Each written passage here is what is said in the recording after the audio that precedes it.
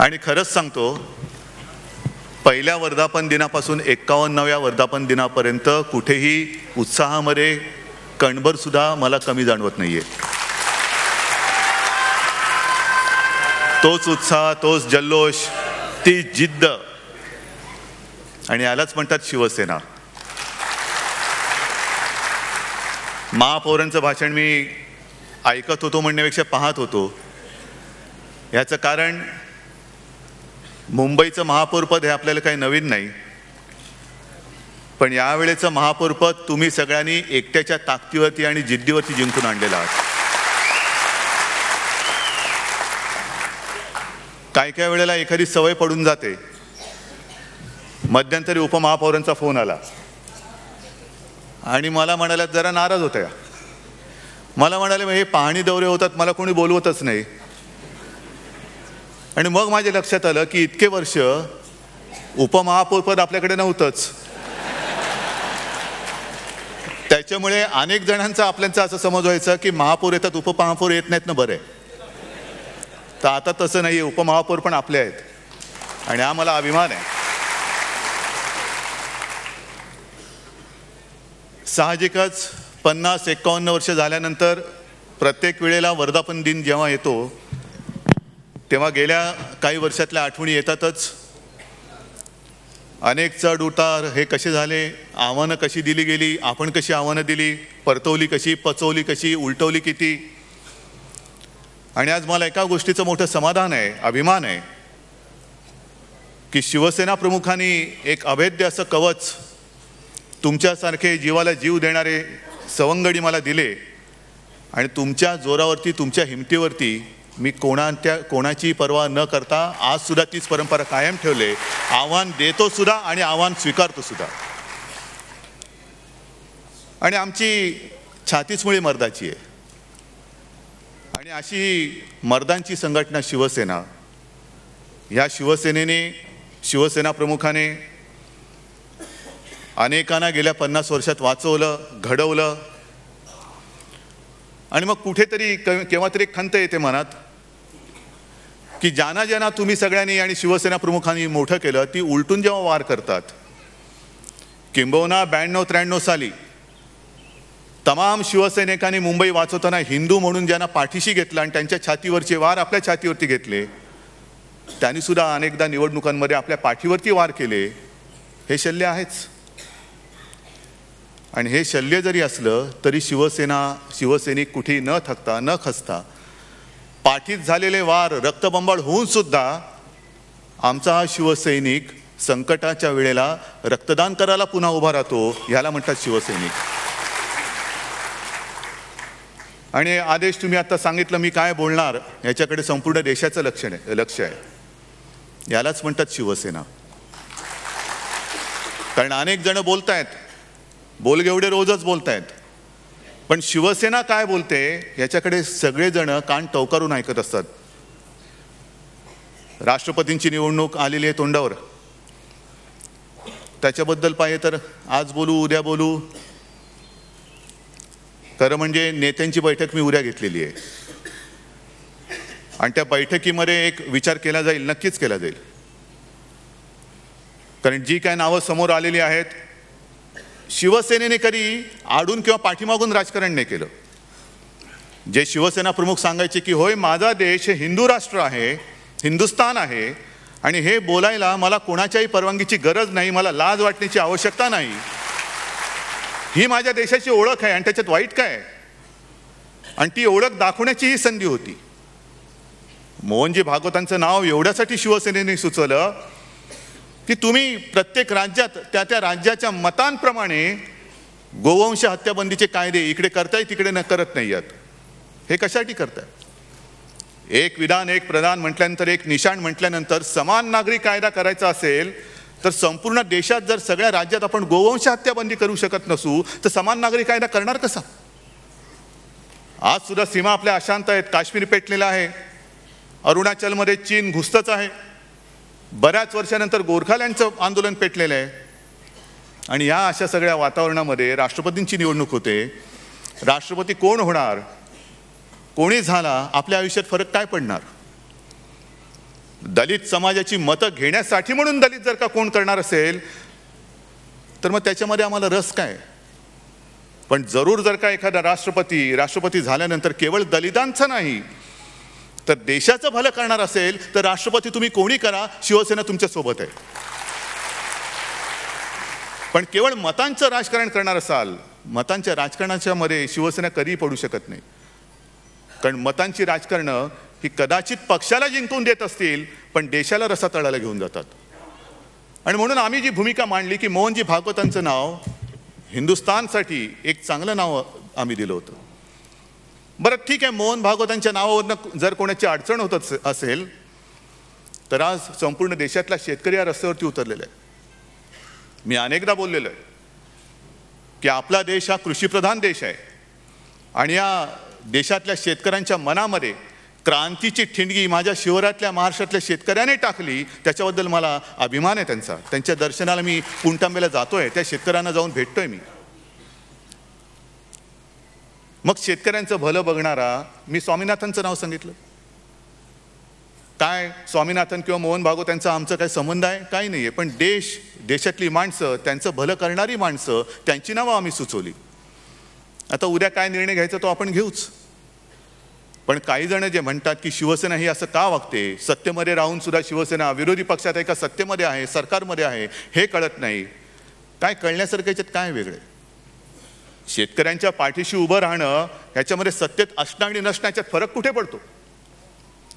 ज्या वेळेला मला पत्रकारांनी विचारलं, मी शेगावला गेलो असताना, की मुख्यमंत्री असं म्हणतात की शेतकऱ्यांच्या आंदोलनाच्या मागे काही राजकीय पक्षांचा हात आहे. म्हटलं काही वगैरे मला माहिती नाही, माझा शिवसेनेचा हात नव्हे, संपूर्ण शरीर शेतकऱ्यांच्या मागे उभा आहे. केवळ हातच नाही, आम्ही सदेह शेतकऱ्यांच्या मागे ठामपणे उभे आहोत. आणि जोपर्यंत शेतकऱ्याला कर्जमुक्त आम्ही करत नाही तोपर्यंत मी सरकारला काही सोडत नाही, अजिबात सोडत नाही. सोडत नाही म्हणजे सत्ता सोडत असं नाही, जी काय बकोटी पकडली ती सोडत नाही. नाही तर तुम्ही म्हणाल बरं झालं यांना एक निमित्त मिळालं. मध्यंतरी अजित पवार बोलले होते ना, शिवसेना कसली सत्ता सोडते, हे म्हणे सत्तेला चिकटलेले डोंगळे आहेत. अहो हे आम्ही तुम्हाला बोलत होतो, तुम्ही नव्हतात भांडत काँग्रेस बरोबर, तेव्हा आम्ही तुम्हाला बोलत होतो. कारण मला तर प्रशांत दामलेच्या नाटकाचं नाव हे त्यांच्यावरनं घेतले की काय कळलं नाही, साखर खाल्लेला माणूस. कारण एकमेव माणूस असू शकतो की काही असू दे, परिस्थिती कसली असू दे, हा आपला साखर खाऊन मस्त असतो. पण शेतकऱ्यांच्या मागे उभं राहिलं, सरकारला कर्जमुक्तीची घोषणा करायला लावली.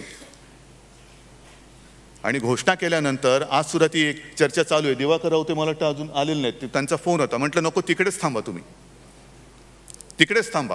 कारण ती सुकाणू समिती, सुकाणू कोणत्या दिशेला वळेल त्या दिशेने सगळं वळणार. म्हणून म्हटलं तुम्ही तिकडेच थांबा. पण वेड्या वाकड्या अटीतटी टाकून जर शेतकऱ्यांना गांगरून टाकलं जाणार असेल तर त्या अटीतटींचा कागद मी स्वतः फाडून टाकल्याशिवाय राहणार नाही. द्यायचं असेल शेतकऱ्यांना मोकळ्या मनाने द्या, मोकळ्या हाताने द्या. मोकळ्या हाताने म्हणजे रिकाम्या हाताने नाही, हातचं राखून काही ठेवू नका. त्याला कर्जमुक्त करायचं असेल तर कर्जमुक्त करून टाका त्याला. पण ते करत असताना अनेक जणांनी सांगितलं की उद्धवजी तुम्ही शेतकऱ्यांची बाजू घेताय, शहरी लोकांसाठी काय? म्हटलं शहरी लोकांसाठी आम्ही आहोतच ना, मुंबई हे शहर नाही आहे. म्हणून तर मुंबईकडे शिवसेनेच्या मागे उभे आहेत. आणि नगरसेवकांना सुद्धा मी सांगितले की उद्यापासून मला 23 तारखेपासून पुन्हा एकदा सभागृह सुरू होतंय. म्हटलं सभागृहामध्ये पहिल्या प्रथम आपण जे मुंबईकरांना वचन दिले 500 फुटापर्यंत मालमत्ता कर माफ म्हणजे माफ, तो ठराव आणा, मंजूर करा. आणि मुंबईकरांना आपल्या वचनाची जाणीव आम्हाला असते ह्याची एक जाणीव करून द्या. जे आम्ही बोलतो ते आम्ही करतो. जे बोललोय ते निवडणुकीपुरतं बोललेलं नाहीये. निवडून दिल्यानंतर चुनावी जुमला हे शिवसेना प्रमुखांनी आम्हाला कधी शिकवलेलं नाही. म्हणून तर शिवसेना ही 51व्या वर्षी सुद्धा एखाद्या तरुणाला लाजवेल अशा उमेदीने आणि जिद्दीने उत्साहाने पुढे चाललेली आहे. काही जण जे मगाशी सांगत होतो ना, बोलत होते की आता म्हणे प्रादेशिक पक्षाची गरज ही संपत चाललेली आहे. कशी संपू शकते प्रादेशिक पक्षाची गरज? गेल्या 8-15 दिवसापूर्वी कर्नाटक आणि महाराष्ट्र, जो कर्नाटक व्याप्त महाराष्ट्र आहे, मी त्याला सीमा प्रश्न नाही बोलत, कर्नाटक व्याप्त महाराष्ट्र, जसं पाक व्याप्त काश्मीर आहे तसं कर्नाटक व्याप्त माझा महाराष्ट्र आहे. त्या कर्नाटक व्याप्त महाराष्ट्रामध्ये तिथले ते जे काय कानडी सरकार आहे ते माझ्या भाषेच्या बांधवांवरती, भगिनींवरती, मातांवरती भाषिक अत्याचार करतायत. एक तरी राष्ट्रीय पक्ष त्याच्या विरुद्ध बोलतोय? आहे ना, देशाला राष्ट्रपती आहेत, देशाला पंतप्रधान आहेत, पण कोणत्याही राष्ट्रीय पक्षाचं काम किंबहुना हिंमत होणार नाही, कारण आम्हाला संपूर्ण देश जिंकायचा आहे. आम्हाला दिल्ली जिंकायची, आम्हाला महाराष्ट्र जिंकायचं, आम्हाला कर्नाटकही जिंकायचं, आम्हाला गुजरातही जिंकायचं आहे. पण कदाचित शिवसेना एकमेव पक्ष आहे की जो मराठी माणसाच्या मागे ठामपणे उभा राहिलेला आहे. महाराष्ट्रातला पक्ष आहे, या भूमीतनं निर्माण झालेला हा पक्ष आहे. आणि म्हणून केवळ शिवसेनाचे सगळं अंगावर घेते. कानड्यांचे अत्याचार त्याच्या विरुद्ध आवाज शिवसेना उठवते. पाकिस्तान दरवेळेला आपलं, म्हणजे आता व्हॉट्सअप एवढं जोरात सुरू आहे की मध्ये कोणीतरी मला एक व्हॉट्सअप पाठवला की आपल्या देशभक्तीचा तो जो आलेख असतो कसा असतो, 15 ऑगस्टला किती असतो, 26 जानेवारीला किती, पण हिंदुस्थान पाकिस्तानची मॅच असली का सगळ्यात वरती, आणि हारल्यानंतर काय बघायलाच नको मग. पण हे सगळं प्रत्येक वेळेला शिवसेनेने अंगावर घ्यायचं का? दुसरा कोणताही पक्ष का नाही बोलत? बरं, सुप्रीम कोर्टसुद्धा, खरं हा मामला हा सुप्रीम कोर्टामध्ये, कर्नाटक सरकारची जी काही दादागिरी चाललेली आहे, का सुप्रीम कोर्ट त्यांच्या डोक्यामध्ये हातोडा मारत नाही? का महाराष्ट्र सरकार नुसतं पत्र लिहिते की असं पुन्हा झालं तर खबरदार? अजूनही शिवसेना शांत या विषयावरती जर का भडकली तर 69 सालचं आंदोलन जे झालं होतं त्याच्यापेक्षा भयानक आंदोलन शिवसेना या विरुद्ध पेटवल्याशिवाय राहणार नाही. मराठी माणसाच्या सहनशीलतेचा अंत कर्नाटक सरकारने पाहू नये. एक तर आम्ही सांगतोय की जोपर्यंत वाद मिटत नाही तोपर्यंत तो संपूर्ण भूभाग हा केंद्रशासित करा. आणि नाहीतर सरकारने, आपल्या महाराष्ट्र सरकारला सुद्धा मी सांगतोय, आता याच्यावरनं सरकारवरती टीका करायची की नाही करायची? जसं महाराष्ट्राचं एक दुर्दैव आहे की सरकार कोणतंही असो या विषयाकडे मूग गिळून गप्प बसतं, पण कर्नाटकमध्ये सरकार कोणाचंही असो एकजुटीने ते कानडी भाषेच्या मागे उभं राहतात. तसं आमच्या मराठी माणसाच्या मागे उभं राहणारं सरकार कुठे? का इथलं भाजपचं सरकार तिथल्या सरकारला ठणकावत नाही? का आमचे पंतप्रधान त्या कर्नाटकच्या मुख्यमंत्र्याला ठणकावत नाही? पण आम्हाला सगळी मतं पाहिजेत. म्हणून म्हटलं केवळ मतांच्या राजकारणासाठी जर काय एखाद्याचं नाव राष्ट्रपती पदासाठी तुम्ही करणार असाल ते असलं राजकारण या एवढ्या पातळीवरती जाऊन राजकारण शिवसेनेला मंजूर नाही आहे. करायचं असेल उघडपणाने करा. प्रत्येकाचा न्याय हक्क जो आहे तो न्याय हक्क देण्याची जबाबदारी नव्हे तेवढी हिंमत जर प्रत्येकाने दाखवली तर मला वाटतं सगळे झगडे आणि वादविवाद मिटूनच जातील ना. पण हे सगळे जे काय आहे हे शिवसेना करत आलेली आहे. आणि याच्यावरती कोण प्रश्न विचारत असेल तर या प्रश्न विचारण्यांची मी पर्वा करत नाही, पण मी सर्वसामान्य नागरिकाच्या आणि सर्वसामान्य हिंदूंच्या आणि सर्वसामान्य मराठी माणसाच्या मागे सत्तेची पर्वा न करता उभं राहिल्याशिवाय राहणार नाही. आज 51 वर्ष झालेली आहेत. खरं म्हणजे या माझ्या भाषणानंतर नाटक आहे. नाटक सभागृहात एक चालू आहे, बाहेर दुसरी सगळीजण नाटकातली पात्र आपापली नाटकं करतायत आणि ती नित्यनेमाने आपण बघत असतो. पण मला असं वाटलं की रोजच्या धकाधकीच्या आयुष्यामध्ये एक कुठेतरी 2-4 क्षण हसण्याचे यावेत, विरंगुळ्याचे यावेत, म्हणून मी आज हे नाटक मुद्दामून प्रशांतला फोन करून सांगितलं की मला 19 तारखेला नाटक पाहिजे. असो, पुन्हा ज्या वेळेला बोलायचं तेव्हा आपली सभा घेऊन मी बोलेनच. पण जी जिद्द तुम्ही मुंबई जिंकताना दाखवली त्या जिद्दीला तर मला प्रणाम करायचाच आहे. पण हीच जिद्द, कारण मुंबई जिंकली म्हणून आता पुढे काही नाही, अजूनही आपले सगळे जे काही शत्रू हितशत्रू हे स्वबळाची भाषा करतायत, मध्यावधीची भाषा, मध्यावधीच्या कल्पना त्यांच्या मनामध्ये वळवळतायत. मला मध्यावधीची पर्वा नाही, पण मला त्याहीपेक्षा मधल्यामध्ये आयुष्य सोडून जे शेतकरी आत्महत्या करतायत त्या मध्यावधीची जास्त चिंता आहे, त्यांची जास्त चिंता आहे. निवडणुका काय मध्यावधीनंतर पुन्हा येतील, हाराल ना ते जिंकाल, पण आयुष्य मध्ये सोडून जे गळफास घेऊन फासावरती लटकतायत त्यांचं आयुष्य संपलं म्हणजे संपलं. ती आयुष्य वाचवण्याची जबाबदारी शिवसेनेला घ्यायची आहे, ती मला जास्त मोठी चिंता आहे. मध्यावधी आत्ता घ्या, आम्ही आहोत तयार. उगाच आम्हाला कोणीतरी घाबरवण्यासाठी मध्यावधीची धमकी देण्याचा प्रयत्न करू नये. मध्यावधी जर का लागल्या तर प्रत्येक शिवसैनिक ठिणगी नव्हे वणव्यासारखा पेटून उठेल, वणव्यासारखा पेटून उठेल. आणि जे 2014 साली आमच्याकडनं हुकलं, आणि असं कोणी समजू नये की सदा सर्वदा आम्ही जिंकतच जाऊ.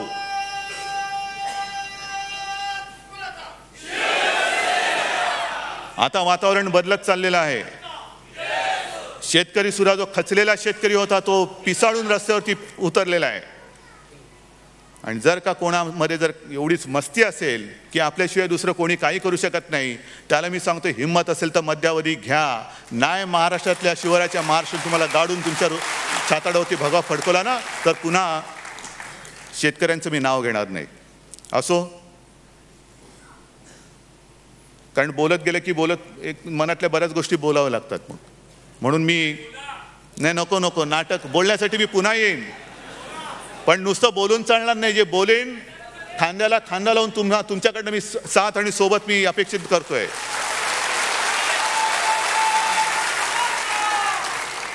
जे आव्हान मी देतो ते माझ्या ताकदीवरती नाहीये, हे मी तुमच्या ताकदीवरती देतोय. आणि माझ्या समोर बसलेली ताकद ही माझी ताकद नाहीये, ही शिवसेना प्रमुखांची ताकद आहे.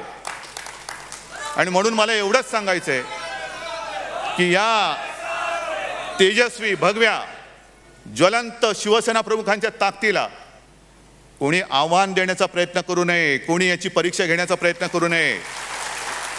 मित्र म्हणून आम्ही मैत्री जपू, वेळ प्रसंगी मित्रावरची संकट आम्ही आमच्या छाताडावरती घेऊ, पण पाठीत जर का वार कराल तर उलटून तुमच्या छाताडावरती वार केल्याशिवाय आम्ही राहणार नाही. जय हिंद, जय महाराष्ट्र.